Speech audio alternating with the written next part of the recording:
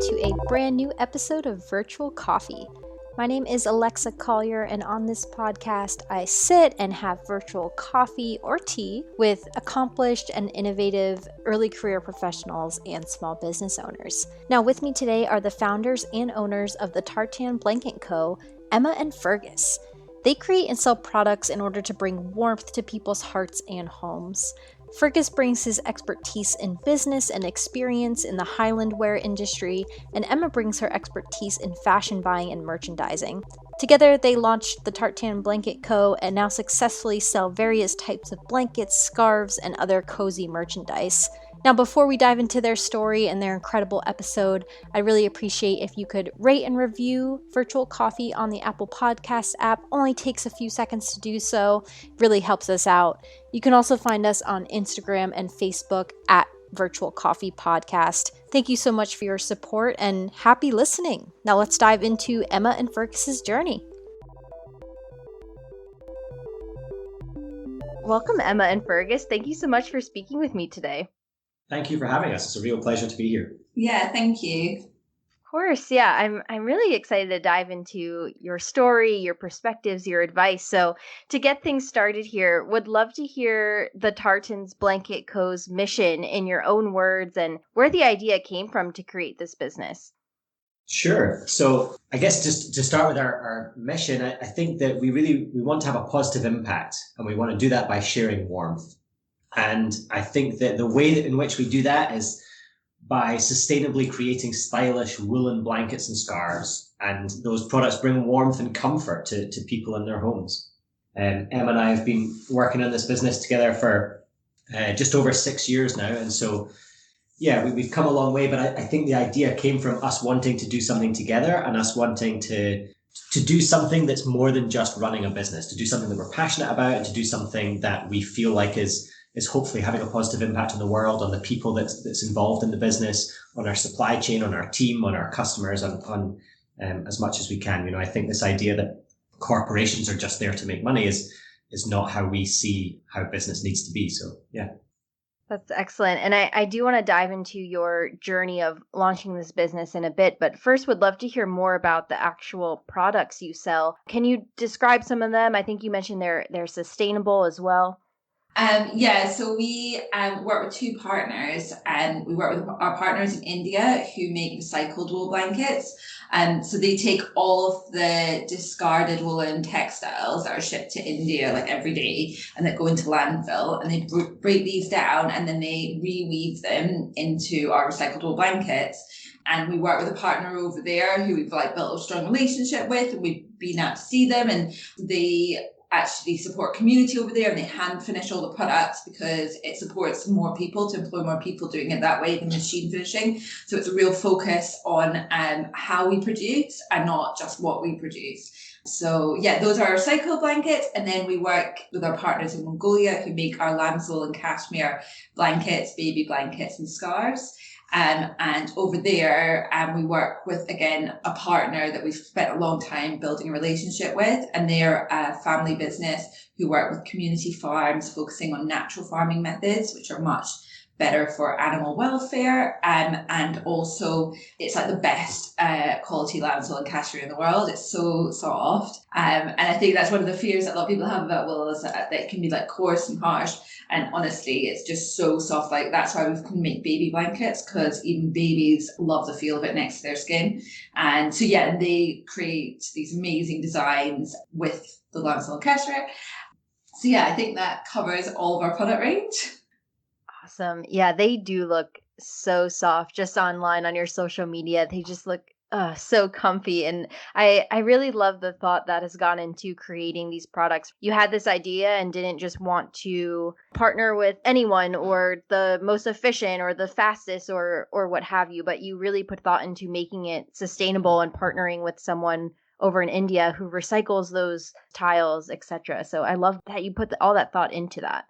Yeah, totally. I think for us, we really wanted to work with wool because that's what the traditional tartan blankets are made out of. And it's a sustainable material, it's natural, it's breathable, it's hyperallergenic, it's got all these amazing properties. But we actually found when we were looking into mills here in Scotland that they weren't always the most sustainable, because you weren't able to trace where the wool came from and how it was used, because Scottish wool is really coarse and harsh and it's not suitable for blankets and scarves. So yeah, it was really important for us to find the source and find the best way of making these products, keeping all the benefits of wool, but how can we make it the most sustainable possible and the best quality out there. Just to add on to that, the softness as well, like you said, the softness of our lambswool and cashmere, but also our recycled wool is more soft than you think it's going to be. It's not as soft as our lambswool and cashmere, but I think people think of wool being this itchy thing, and it's really not. It's yeah. If it's done right with the right materials for the right products, then it's amazing. It's just, I think when people get really coarse wool that's meant to be for carpets and things, and they make that into blankets, that it's just not suitable for that product. You can't wrap yourself in it the way you can with like our products.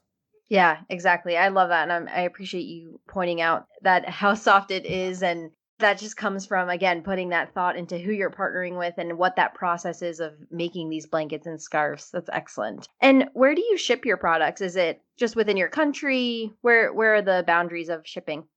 We're based in Edinburgh, Scotland, which is not, it's not the most kind of central place in the world, but internationally, like we have next day delivery right across UK. We can do next day delivery to most of Europe and even to the US as well, because of the time difference. US and Canada, we quite often do next day delivery with FedEx, and so we ship internationally, and we're working hard on seeing how we can make sure that our shipping offering feels really local to as many countries as possible. So for example, can we do free shipping? Can we do free returns? Things like that, because as a global, or in the global marketplace, to be a brand, I think really we need to connect with our customers wherever they are.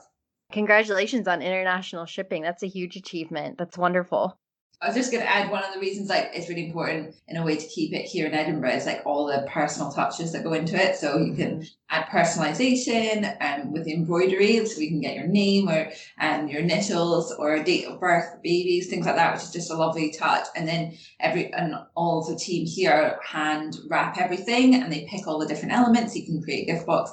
And so although we could work with different logistics places worldwide, it's really important for us to make sure that the whole process is really personal to each customer, and that you get that. But also we don't want them to feel let down by any shipping. So we really work hard to make sure that our shipping feels as local and as fast as we can. Yeah, that makes sense. So making sure that the product or that experience comes from Scotland where you are, and then ship it out from there, rather than, I don't know, having a center in the United States or something like that.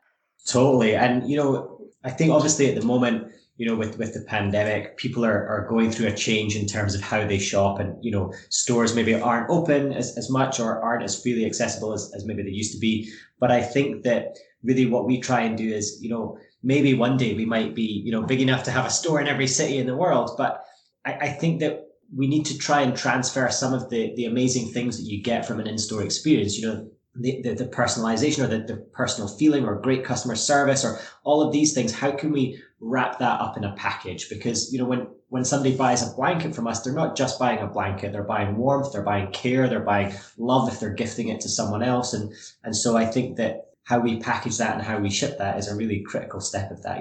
That's their whole unboxing and opening experience that, has to be spot on. Yeah, I totally agree. I love how you said they're buying warmth and care. They're buying also the experience. And I think that's so important to keep top of mind as a business owner, that your customers, they're not just buying the product, they're buying that entire experience. And that encompasses shipping, opening the package, everything that you're describing, Fergus. Excellent. I love that. So what has the journey of launching this business been like? Just interested in knowing some of the major steps you took or challenges you faced. This is kind of an open-ended question, wherever you want to take it, but just interested in hearing a bit more about the journey of launching and founding this business. So yeah, like Fergus said, we started the Tartan Blanket Co. 6 years ago, and at the time, Fergus had another business, which was a kilt business. Don't know if you're as familiar with that, but it's Highland wear, and like we'd sell a lot for weddings and things like that. And then I, at the time, was working down in London for a large retailer as a buyer. And when we decided that we wanted to move back from London, move home to Edinburgh, and we wanted to start a business together and something that we would both be really passionate about and really enjoy. And it was actually Fergus's knowledge of the sort of Highland wear Scottish industry and that got us thinking about blankets, and that there was blankets being sold and made and sold in Scotland, but they were really traditional. They weren't very soft to start with. It was really hard to trace the production, and they were really just like really traditional tartans, and they were lovely, but we were just like, this just feels like a product that's really great, but not being like, it's not out there to the potential that it could be, and not in a way that we felt was like really modern and like we wanted to shop as customers. So it kind of sparked that idea for us of like, how can we take this amazing product and really elevate it into sort of the modern world, and make it more sustainable and make the whole process really transparent. So we started working together, and then we actually flew around looking for partners to work with after we explored the UK and realized that there was quite a lot of limitations with manufacturing in the UK, and like I said, the sourcing part. So I was pregnant at the time with our daughter Ayla, and we were like flying around to Mongolia and like just going all over the place trying to like look for these partners, because it was so important to us to find partners that we like really trusted, we really wanted to work with on a long-term basis. And so it was quite like a sort of, I feel like we got pregnant, we were like, oh, we need to do all these things before we have a family, and we feel like a little bit more grounded to Edinburgh. So it was a really exciting time as well to develop that side of the business. And then once we got our manufacturing in place, then we could really start creating some amazing designs, work on our branding, and how would we put that out there to customers. And so that's kind of been the journey that we've been on the last 6 years. And it's really only been in the last year that it's really felt like it's taken off. And it feels like we were working so long in learning a lot as well. We made a lot of mistakes, but we got there, that we feel like we built those foundations, that we know now we have a strong business that we can grow on,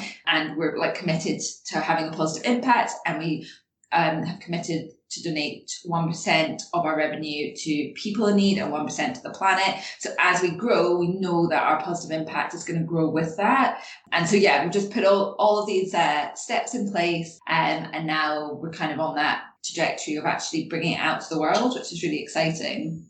Thank you for describing that. And I didn't realize you donate part of your proceeds. That's wonderful. Also very impressive that you visited most, if not all, of the manufacturers you were considering in person. Is that typical, or was that something that you wanted to do, like you said, to build that trust with who you partner with?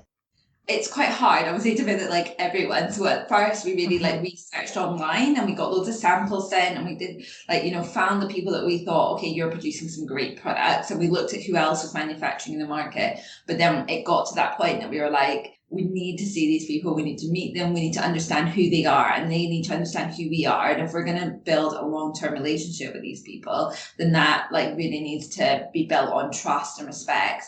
And actually we've narrowed down our supply chain a lot in the last couple of years to focus on our 2 partners that we really feel are our future, and that we can develop that strong relationship with. And we just trust a lot in each other. And when the pandemic hit, and obviously everyone was affected in different ways, it was really interesting because we spoke to them and we were asking, how are you impacted? What's happening out there? How can we work together? We were nervous about, how is things going to affect us? And they were like, okay, we can stagger deliveries if cash was a problem. And we were like, okay, well, we can send money to you if you're going into lockdown and can't get the deliveries out. We can work together on this. And it feels like actually as a result of the pandemic, I feel really strongly that our partners are both ways. We've found such a lot more respect for each other, because it didn't go, okay, this is business. It went, okay, this is personal. This is families here. How are your family doing? How are the people that are working for you doing? I think that just shows how much we've established these really important factors in our business that will really help carry us through and hopefully grow in a really, really positive way. I think, just by investing that little bit more time up front and finding a partner that's really good, you realize down the line how, oh, you guys are also on the same page as us about this, or, oh, you're on the same page about that. And then working together is so much easier because, you're both working towards kind of more common goals or common visions. And yes, I think it's a really impressive supply chain that Emma's built, and we really value the production partners that we have. Yeah, that definitely seems like one of the most important decisions at the start and all the way through your journey of deciding who you're partnering with, because that could go really, really well, as it seems, as it's done in your case, or really poorly if perhaps you haven't put in that time, like you're saying, to research that partner or meet with them, see if you're aligned on the same things. Is that the first step when you were, okay, we want to launch this business? Is the first step find a manufacturer partner, and then do they help you with the creation of the product and design of it, or is that a separate thing? I'm just curious, is that the first step? I think it's quite interesting because I was coming from a background of like manufacturing and working directly with the manufacturers, and Fergus was coming from a background of working and like buying from people who were selling, like wholesalers, and then reselling it on. So we had totally different backgrounds. And I remember we were having the discussion. I was like, I just want to do this. So we want to build this business and, make all these products. But, the minimums are really high and the investment there is so significant. And so Fergus was like, no, we'll test a site. We'll buy like some tartan blankets and we'll sort of rebrand them in a more modern way and just try and see like what is the appetite out there, what does the customer want, what's going to sell well, and that test, like I was like, I want to do our own thing and design, but actually that test was really important to establish like, is there a market for this, and like how much can we invest safely, and what product areas, what designs are the best to invest in. And so it's definitely been like an evolution. Like it's not, I think some people, they'll build the whole infrastructure and then they'll roll it out. But unless you've got serious investment there and that you're really confident in what you're doing, I think the way of testing was something that's similar to what you wanted to produce, and then growing it into the brand that we have today, that we do all of our own designs and we work directly with the manufacturers. Like it's evolved over time, but I think definitely that was the right way to do it, and it's the most sustainable way to grow, rather than investing crazy amounts and then hoping that it's going to do well. Yeah, that's a great piece of insight there, to rather than build it then launch, you're building it as you're launching and growing and evolving. Yeah, that makes sense. It just totally depends at what stage you're at in life, and what stage you're at, and how does that business compare to other things you do, and etc. We had 3 kids in 2 years, and so we also didn't have the same level of time and all of this kind of stuff as somebody else that might be in a different family situation or whatever. And so I think there's different things fit different people, but certainly for us, we feel very lucky now that we've got 5-6 years of kind of solid foundations and more organic, slightly slower growth that makes us feel like, okay, now we've got all the basics in place. We've kind of got all these boxes ticked. And as Emma said earlier, in the last year or so, we've just kind of looked at it and gone, okay, everything is coming together now. Like our branding is on, products on point, our logistics are on point. Like everything's really good. What's the next phase? And at the same time, the customers are there and totally loving our product. And that's just been amazing. It's been so nice to see, thousands of 5-star reviews and customers that email us saying, thank you so much. This is so wonderful. My mother was so, or my daughter, or whoever they bought it for, totally loved it when they got it. And that's really nice to hear that and think that we've helped somebody share a moment in their lives, Right. Yeah, building up that solid customer base is so important as well. And yeah, it's a great point as well, Fergus, that launching that business and how you go about that depends on, like you said, where you're at in life and what works best for you, and the amount of investment you have, as Emma mentioned. So yeah, all different situations for different folks and where they're at in life. So speaking of family, I'm interested in knowing, how has it been working together as a family, and how are you able to, we can perhaps combine this with the question of, how are you able to balance running that business and prioritizing your family and doing everything else in life that you're passionate about? How has that been, and are there any best practices there that you found for balancing all of that? I mean, it's a great question, and it's such a huge topic. It could be a whole podcast series, probably. Right. In its own right. I think what Emma and I have done when we started working together, we made a commitment that the relationship and the marriage is more important than the business. And so, I think for us, certainly putting that there and saying, like this business may come and go or whatever, but we're going to be life partners for the rest of our lives. So let's make sure we keep everything in perspective. I think having kids has been a real challenge in the sense that, it's a huge demand on our time and particularly young kids and not getting any sleep. You don't make as good decisions. You're tired all the time. You really struggle with a lot of the practicalities of just going through life, never mind trying to run a business at the same time. And so I think that has also really helped us prioritize and really focus on, okay, I've got 1 hour in the office today, or I've got, 3 hours today. What am I going to get done? I think that both Emma and I are quite strong on having a home work balance that's quite balanced. So at the moment we work 3 or 4 days a week each, and then we have 3 or 4 days a week at home with the kids, because the ages that our kids are at just now, I think that they're preschool, so they're at home all day, every day, sort of thing. I mean, one of them is at nursery, but with COVID, that's kind of changed. And so this is a great time for us to spend a lot of quality time with them. By the time they're at school 5 days a week, we'll have more time, if we want to work.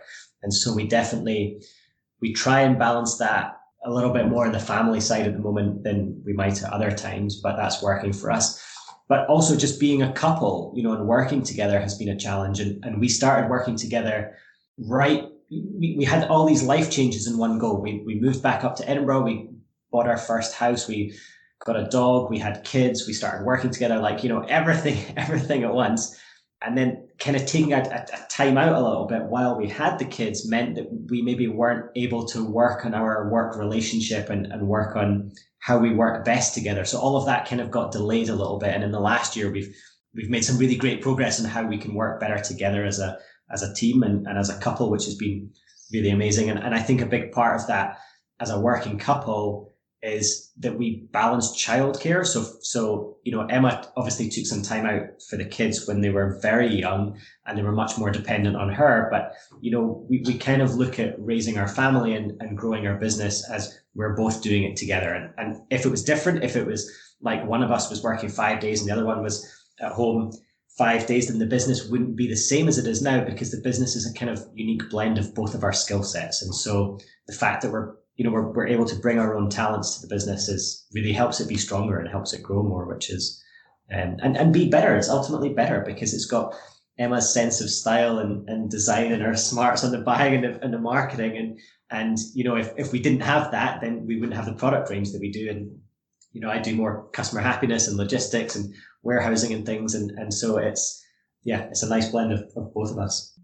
It's so clear from you speaking that you and Emma are partners in life and in business. It's just very, very clear there. And I think that when working with family or working with a partner, that's so important as well, as just making sure you're aligned on the priorities and how you're going to balance it and figure it out together. I really liked your perspective that the kids helped you prioritize things, right? Whether it's in life or in the business. I like that perspective a lot. Like you were saying, hey, today we have 3 hours in the office. All right, that's the time we have. What are we going to get done? Instead of thinking, oh man, only 3 hours. Like, what can I possibly get done? Rather, you're saying, all right, let's use that time. Let's get it done. I think that's great. That's a great mindset to have. And the kids have this great little built-in feature where if they're not getting enough attention, they just scream at you. And so you can't ignore it. The people at work don't scream as loud as my kids. And so right. you have to prioritize them. They need it. They really need it. And so, trying to get home and have a work chat over dinner doesn't work because, I want this, I want that, where's my fork, whatever is going on, So for me, certainly what works better is I compartmentalize. I have work time and I have home time, and I try and not cross the two too much because I really, maybe it's a male thing. I struggle to think about more than one thing at once. So I just try and deal with what's in front of me at that time. Yeah. I was just going to say, I think also it's like taking a while to realize that like you can't do everything, like you can't have it all, as they often say. And I think like when the kids came along, like Fergus said, we prioritized our time a lot better. I feel like we didn't like watch as much TV. It was like we were at work or we were at home. But I think at the start we did try and like we had our grannies, our parents and their grannies for support, but we kind of felt like, oh, we don't want to be, getting childcare too early. And, I breastfed the twins even until they were like 14 months because it was super important to me. But it was really, we kind of soon realized that we couldn't just rely on like our mums for occasional support. Like if we wanted to have any kind of life, if we wanted to have some sleep, like we needed that help. And I think then we actually found our nanny, Saria, and she's been with us for about a year and a half now. And then she comes to the house 3 days a week and looks after the girls. And I think it totally changed our mental health. I think we tried to run the business, raise our kids, have some kind of personal time or social life. And we just really struggled once the twins came along. Like it was just too much. With Ayla, it was kind of manageable. But with the twins, it was just a bit too much. And so giving ourselves that space to say like, okay, like, yes, raising a family is really important to us. And like, we want to be there as much as possible, but also it's okay to like get help, to get support, to be able to do that, because we need to run a business. Like we're lucky to run a business that allows us to only work 3 or 4 days a week or however much we want to. And we need that obviously to be profitable and support our lives and things like that, and also support the team who are probably struggling with us being out of the business so much. So accepting that we need a bit of time for ourselves. We try and build that in, and actually we probably don't have a huge amount of social time, but for us it's it's the family, it's the business and the team here, and a little bit of headspace for us to kind of like switch off, process, maybe go for a run, and Fergus does some woodwork, things like that. That's really important too, but we can't do it all the time. So yeah, that kind of understanding's definitely helped my mental health be better, I think. You really understand that there only is a certain amount of time in a day, right? There really only is a certain amount of tasks you can get done. And if for you, what works best is asking for help, then ask for that help. There's nothing wrong in that. And understand where you want to spend your time. Maybe one day you do have a ton of time in the office, maybe another you have none and you're spending all that time with your family. And then also you have a few hours to just yourselves. So yeah, using the time that you have for what works best for you and your family and your business. I think that's so important. And I do love that mindset of you can't have it all, which at first sounds perhaps negative, but I don't think it is. I think I love how you explained it, that by understanding that you're able to prioritize what you need to get done in that day and what's important to you that day. And I think that's excellent, because if you had infinite time, I mean, maybe you would just only work on the business because you'd say, oh, I'd get to my family later, but you don't have infinite time. So how can you work with what you have? I think that's great. Totally. And I think, sorry, I was going to say on like the not having it all, I know it can just sound a bit negative, but I think it's like, I really struggle to get over to not be the mum that always picks up from nursery, or, like goes to all the social dates, or, it's on the committees or whatever it is. But I'm like, okay, well, no, because if it's family time, I'm going to be with my family, and that's really important. And maybe I don't do pickup, but actually I'm there for their dinner every single night, and to put them to bed and to whatever. And so like it's balancing what is really important and what is it just that might look good or make you feel like you're, you can't be the best mom and the best boss and the best friend and the best whatever, like just every single thing. Like you can't be that all the time to everyone. And so what is most important to you, your loved ones, and how can you do that job the best possible? Yeah, that's a great mindset. I think that's a great piece of advice for myself. I'm going to start to embrace that more, because often, and I feel most people probably feel the pressure to, like you're saying, be the best mom, be the best wife, be the best partner, the best friend, the best whatever, right?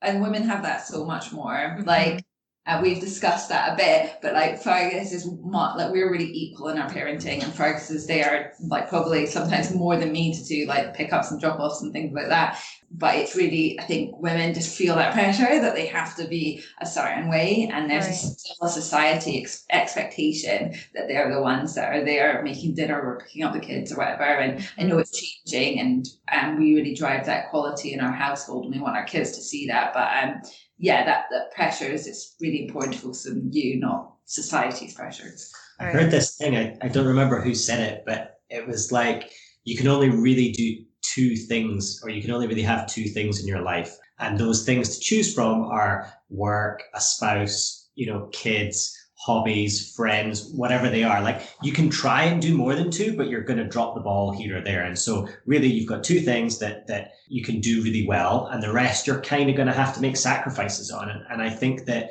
maybe you see that in relationships where people put their friends above their partner or something, and so their relationship suffers, or they put work above whatever, and they're traveling a lot or whatever. And I think certainly for me, understanding that and saying, okay, right now that's family and work. And so, I mean, the pandemic makes it easier.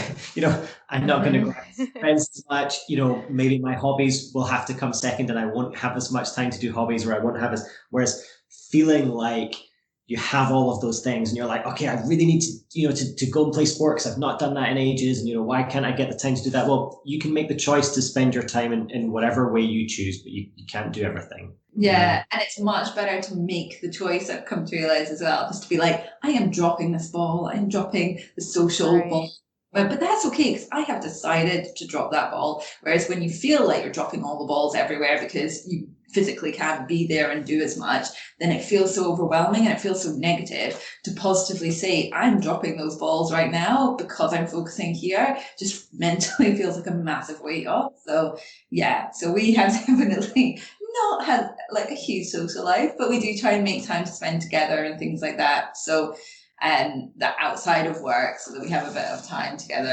Like different stages, like once our kids are a bit older as well, like the first time in the last like a week and a half ago, all three of them stayed over with one of the grannies for the first time, and that was like groundbreaking for us that we woke up in our own bed in our own house and we didn't have to do anything.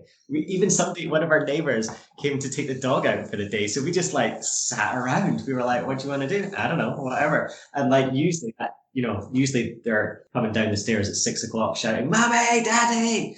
So yeah, there's different stages. Yeah, no, definitely. And I think, Fergus, you were saying how, the pandemic has eliminated a lot of those options, of the two that you can really master in life, which I think is actually a great thing, because perhaps now's the time for people to understand which of those balls they can drop, or because right now they are forced eliminated from you, like the pandemic is dropping a lot of those balls because you can't do a lot of things. So kind of reprioritizing, reanalyzing what ones you do want to choose and how you can make that work. This is probably a good time to do that. Yeah. We all have the same number of hours in the day. Our choice is just how we spend them. Mm-hmm. Yeah, exactly. That's a wonderful piece of advice. And just want to make sure I capture all advice you might have. Yeah. Anything else top of mind for folks perhaps interested in launching or are currently in the first stages of launching their business? Yeah, I think it's a good question. And I think that I'm definitely, I like the idea of kind of starting small and testing and iterating quickly. And so, that there's a lot of knowledge and topic around the kind of tech startup space in the sense of like, what's your minimum viable product and how quickly can you get it out? Can you build a basic website that just captures people's email addresses because they're interested in the product that you're going to build and all this kind of thing. And so because I'm a little bit interested in tech, I read all of those things, but also I found that I was doing them inherently when I set up my business. I started working for myself when I was 20 and I was a student. So I didn't have a whole lot of money. I didn't have a whole lot of time. I was just, running it from my bedroom and doing something. And if something worked, I traded into that and I did more of it. And if something didn't work, well, then I just didn't do it and I didn't pursue it. And so, for example, at the time I started the business on eBay, and that was a great way to test the market because eBay already had millions of buyers. And so if I'd launched a website, I would have also had to figure out, how do you launch the website? How do you market it? How do you get people to it? eBay took care of all of that. I just took a photo of a product and I put it on eBay. And if customers wanted it, then there was a demand there and I could say, okay, let's keep doing that. Let's try this product. Let's try that product. And I think, that worked quite successfully for a while. I think the landscape has changed a little bit in the sense that, now brands are much more important and we don't sell at all on eBay. But I think really getting to the heart of it is, what is it that your customers are looking for? What is it they want? And how can you help them get that? What problem are you solving for them? And so the easiest and the cheapest and the quickest way that you can test that is probably the best, because it's going to give you information, and that information allows you to move forward. And I think certainly in the early stages, moving forward is the most important thing, because if you're not learning, then you're not doing anything. I was just going to say, kind of on the back of that as well, like I think I've been reading a few insightful books recently, and I think it's that kind of everyone really wants to launch once it's perfect, and they spend so much time worrying about how can we get it perfect, like it's not ready to launch, I'm not quite ready to leave my job. And like I get that feeling, that kind of feeling of, and I think it's a feeling of not being scared to put yourself out there, of being like, this isn't good enough. And I think one of the most important things when starting a business, or really just to be happy, is actually trying to not think so much about like, how am I going to be viewed, and just like, what's this going to do for me? Like, what does happiness, what's success look like for me? And, you know, launching really small scale when it's not perfect, but you're able to test and grow, that's going to move you forward. Holding back until it's better and better and better, and you're 3 years down the line, you're still not launched. Well, you're not, you could have spent 3 years growing from that test point. And also just like everyone's like, oh, I'll only be happy once, you know, I hit 1 million, or I'll only be happy once I, you know, have a team of 10 or whatever it is. But actually, it's really like, that might be what you think success looks like to an outsider, but really, what is it that you want? Like if you want to, you know, work less, so you're there for your kids more, well, you can do that in a business that, you know, brings in just enough to keep you going and keep your kids going, and that is success in itself. Or it could be that, you know, just having a brand that you're super proud of, and, you know, you don't sell that much right now, but, you know, you're so passionate that every day is so enjoyable to work. And I think like, you have to be happy with how you do it from the start, and not just what it's going to be, because kind of like chasing that dream, I'm not sure you're ever going to feel fulfilled. And I mean, we've learned a lot, and it's not all been like sunshine and roses, and we haven't loved it at every stage, and like each of those is like a bit of a journey. But I think ultimately we did love every stage in a different way, and we were really passionate, and we really wanted to keep on this journey. And yeah, I don't know, sorry to ramble a bit now, but yeah, it's just like starting with it because you're passionate about it, not because you think it should be something. Yeah, I think it's almost taking the ego or the sense of self out of it in a way. It's like, you know, when you run a business, the business isn't about you. The business is about the business. You know, I've always thought of it as it has a life, or it has an entity in its own right, and what's the right thing to do for it? You know, what's the right thing to do for the brand? And I think that we are very lucky in that sense with the Tartan Blanket Company, that we try and make the best decisions for the brand for the long term. You know, like we could, you know, for example, we recently became a living wage employer. We could pay minimum wage. Right? Living wage in the UK is a salary level that's higher than the minimum wage, and it's what Body has calculated as the smallest amount that a person can comfortably live on. So not just the least that you can pay someone. And, you know, that's a long-term decision. Sure, it may not be economical today, or it may hurt profit today, but it's a long-term decision on what we think is the best thing for the brand and the type of business that we want to build. So definitely you can build the type of business that you want to build, but your decisions have to be right for the business. You know, if you don't want to launch your website until it looks amazing, probably that's because you want to look amazing. And well, that's about you, that's not about the business. And so I think that kind of slightly more scrappy, lean startup approach of like, just what can you do to get this thing going? That's in the early days, that's definitely my top advice. I mean, all great pieces of advice here. I love every one of them. And it seems, yeah, to launch quickly, because that means you can test faster and get that market feedback, get that customer feedback to then evolve and grow your business. And yeah, I love that lean startup approach. And then also making sure you define what success is to you. As Emma was saying, is, you know, that success doesn't have to be the same for every business. So what's success for the business owner, and perhaps also what's success for the business itself? Maybe they're the same, maybe they're slightly different, but really making sure you have success defined for you. And it doesn't have to be what the book says or what, you know, that resource says. It can be different for you, what you define as success. Yeah, totally. And it's totally different things for different people. You know, some people want to work 80 hours a week and, they want to do X, Y, and Z. And so, yeah, there's no right and wrong, and Right. that's the beautiful thing. Like businesses can be anything you want, they really can be, and they can enable your life. They can help you, have whatever kind of lifestyle you want to have. And I think that's something that really appeals to me. I realized recently I've never had a full-time job, and there's something about being self-employed that just gives you that sense of freedom and that ability, which is nice. Yeah, and I think that can apply to people as well on that topic of defining success, because I know for myself, I have a quote unquote corporate job, and that's been something I've been thinking about recently is for me, yes, I will get the job done, and sometimes that requires 45 to 50-hour weeks, okay? But also at the end of the day, I need time to spend with my husband and my dogs and my family, right? While someone Yeah. else might be totally fine with working consistent 80, 60-hour weeks, and that's fine for them, right? Their definition of success should not impact my definition of success and vice versa. So yeah, I think Yeah. that applies to business owners and really anyone, right, in the world. Yeah, totally. Yeah.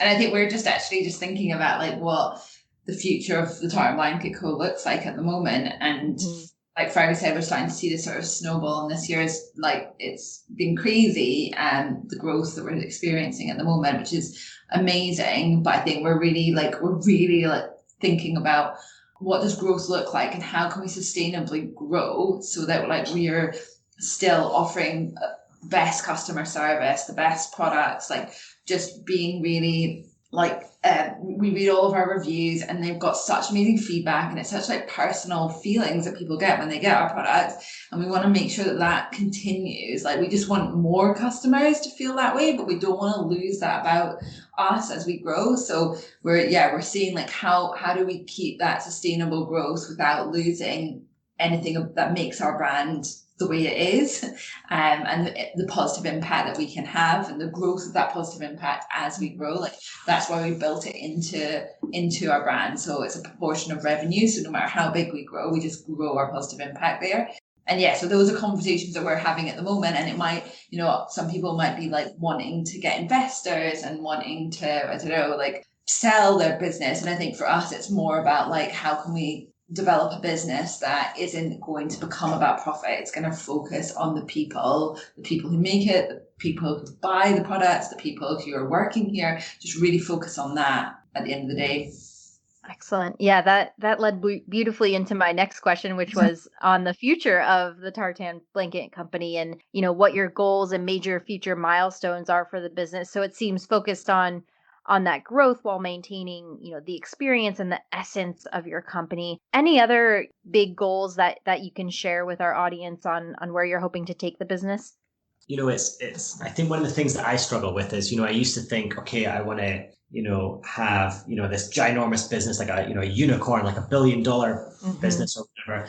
But when I reset, or when we reset our expectations and said, okay, there's this great fable that I heard that's about like, what will you do when you've got that £1 billion or whatever it is? Well, then I'll spend my time doing woodwork. Okay, well, could you just do that now? Like, do you need the billion to do that, or do you need the whatever? So once we kind of reset our expectations and we said, okay, it's more about how we do it rather than what specifically we do, then that kind of enabled us to have the lifestyle that we want, or to have the approach that we want today.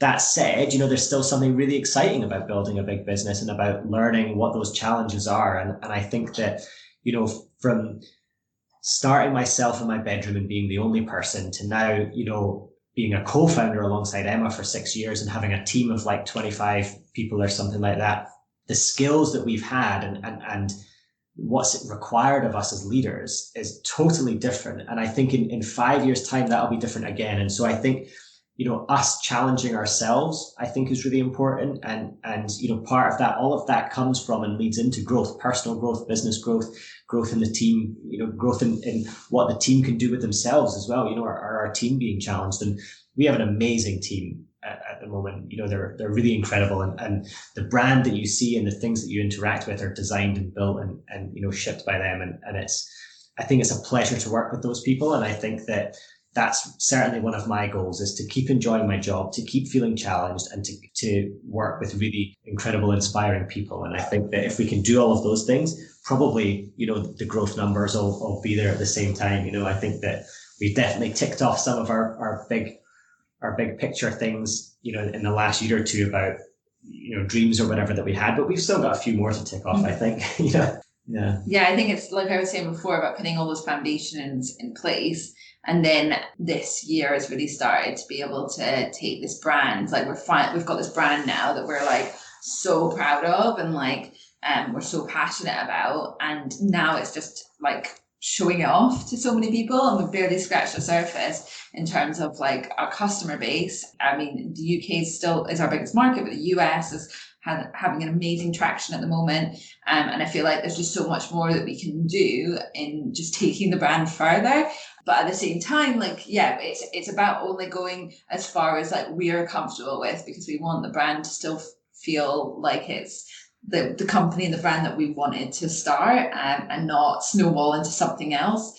So, but yeah, it's really exciting. And yeah, the couple of milestones in the last year of getting into Liberty London, which really like ticked it off that we've become like this design-led brand that we've always wanted to be. And the fact that they picked us up was just like a real acknowledgement that that's the kind of brand that we've become.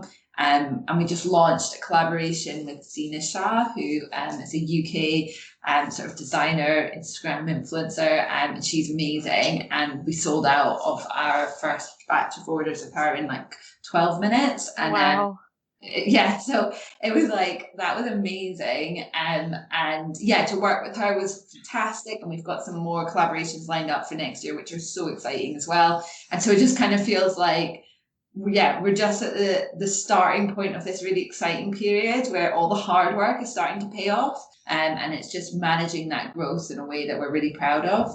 There's this great saying, an overnight success, like 10 years in the making. And, we spent 5 or 6 years putting the foundation, building the team. You have to hire a designer before you design your first blanket. So, you're investing in the design team and the buying team and the marketing team, and you make all these upfront investments to kind of see what happens. And because, well, not necessarily see what happens, but because you have a belief, you think, okay, I can see something here. Like, we've got this idea. Do these people want to come on this journey with us and share in this vision? And I think that, for sure, we would love it, if our brand was, the most recognizable blanket brand in the world and things like that. And so we're working towards, we want to touch as many lives as we can. I think, we want to spread positivity and happiness and share warmth. I just love your mindsets and your perspectives here. And it really reminds me of Simon Sinek's Golden Circle. So, the most important thing being the why or the mission behind your business. And then you move on to the how, and then finally the what. And it seems you really embrace that mindset of it's all about the why we're doing this. And then we expand to the how and the what, but always staying true to that why and what you're bringing to your customers and what you're bringing to the world, the impact and influence you're having. And it's just a wonderful, wonderful mindset to have. And congrats on all the success you've had so far. And I can't wait to see where it goes and where you guys go. I think it'll be many, many places and just more success in your future. It's wonderful. Thank you. Yeah, thank you. We're both big fans of Simon Sinek as well. Yes, he is wonderful. Awesome. So my last big question for you both, and of course would love to hear from you both on this. Now, this can be related to your business, or it doesn't have to be at all. Just in this moment, first thing that comes to mind, what is your proudest accomplishment? Well, I think our kids. They're just the most perfect children. I think surviving, having twins, and when they were born, Ayla was only 1, so we had 3 under 3, and we survived that year, and our business didn't go under. So I feel like that was like a massive accomplishment. Yeah. And then professionally, I think it feels like this year, like you're saying, you're always focusing on the why, but sometimes you're like, oh my goodness, like we're, investing in the supply chain, but, the customers aren't here, or your cash flow is a problem. And you start doubting yourself about whether you're making the right decisions, or like, are you really going to be able to survive with this strategy? And so this year, to really feel like all that hard work and those decisions to actually invest in what's the right thing and the why, like to pay off, feels like, okay, this is like, if you stick to that path and you do what you're proud of and not just give in to, some amazing like offers of like, people want to buy loads of our products, but they're totally the wrong people and we don't want to get into business with them, and we've turned them down, and you start to doubt it when it's really tough. But now you realize actually you made the right choice and we're in the right place and everything's turned out in the right way. You just have to keep going at the hard points to get there. Yeah, just to add to that, we had a really big wholesale customer who national chain, lots of stores, and they're just horrible to work with. And we made the decision that, we're going to fire this customer, or if they want to buy from us, they're going to buy from us on our terms, because companies, often the bigger the company is or the more sway it thinks it has, the more it tries to dictate terms and say, okay, you need to work with us like this. And us just standing true to who we are and what values we hold true to ourselves, I think it's hard. It's easy to say sometimes. Mm-hmm. It's hard, when you've got a team whose salaries depend on you, leading a business that's successful, and it can be easy to say, okay, should we chase the money in this instance, or what do we do? And for sure you've got to do whatever it takes to keep the business going in some instances, but staying true to your values, I think I'm definitely most proud of. And staying true to your values and being successful by doing that, even though you're doing that, you're still getting success. I think I'm very proud of that. Wonderful. Well, again, congratulations on all your successes and accomplishments here. And like I said, can't wait to see where the future of your company is. And I just, it's wonderful to see. And again, your products just look so soft and cozy, and also would make some great holiday gifts for our listeners listening. I know the holidays are coming up. So with that, before we sign off, where can people find you and the Tartan Blanket Company on social medias, the website, etc.? Our website is tartanblanketco.com. You can obviously find us just by searching the Tartan Blanket Company. You can find us on all social media at Tartan Blanket Co.